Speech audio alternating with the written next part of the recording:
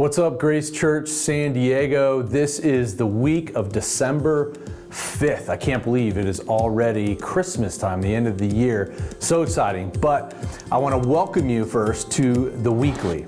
And what we're going to talk about is we're going to dive a little bit into what we talked about on Sunday, and that's answering the question of how to steal people's joy.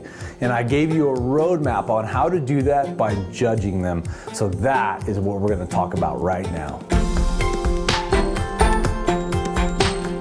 So here's what I want to do to start off. On Sunday, we read together, and I want to pause and do that together again, but we read Matthew 7, 1 through 5. And so if you remember, this is part of the Sermon on the Mount. These are, it's Matthew quoting the words of Jesus, talking about how we judge others. So what I want you to do right now is hit pause on this video, read verses 1 through 5 in Matthew chapter 7, and I'll see you right back.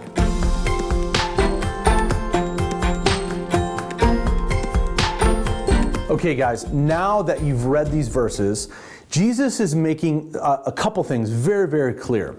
Number one is in the way that we are going to judge other people, we are going to be judged appropriately and in the same way, right? If you read those verses. And beyond that, he emphasizes something that I want us to focus on right now. He emphasizes something so critical, so crucial for us to see. He wants us, before we go and look and judge other people, he makes it very clear. He wants us to look at ourselves. Matthew quotes him. He says this in verse 3 and 4. Why do you see the speck that is in your brother's eye, but you do not notice the log that's in your own eye?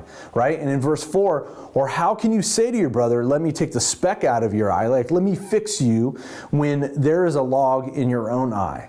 So it's very, very clear that there's an order in which to do things. And Jesus is saying, while we're all busy like playing the moral police and judging our relatives, which is so easy to do in this Christmas season, we first must look at ourselves. We must look inside. And so this is a strong instruction by Jesus that I want us to take a couple steps and to apply to our lives.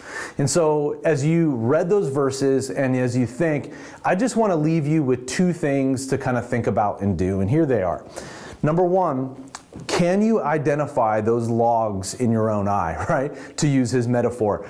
Can you identify the sin, the judgmental behavior or attitudes that you're carrying as you're sitting around or even thinking about sitting around the table at Christmas dinners with friends or families or even coworkers where there's mixed companies from different political affiliations or different views on vaccinations or whatever the case may be? You're going to sit with mixed company.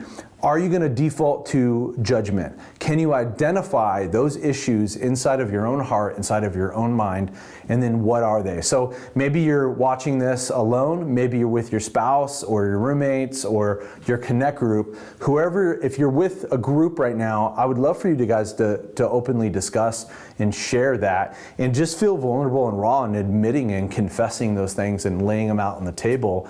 And if you're alone, and even if you're not alone, here's a takeaway. I would love for you to write those things down. Write down those preconceived assumptions and judgments and attitudes and behaviors and sinful whatever they may be, and really journal over them and write those down. And just spend some time every day, every morning praying over them.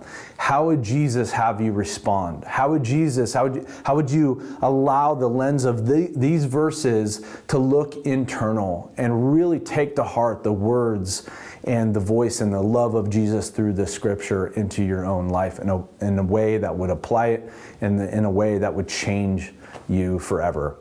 I love you, Grace Church, and we'll see you soon.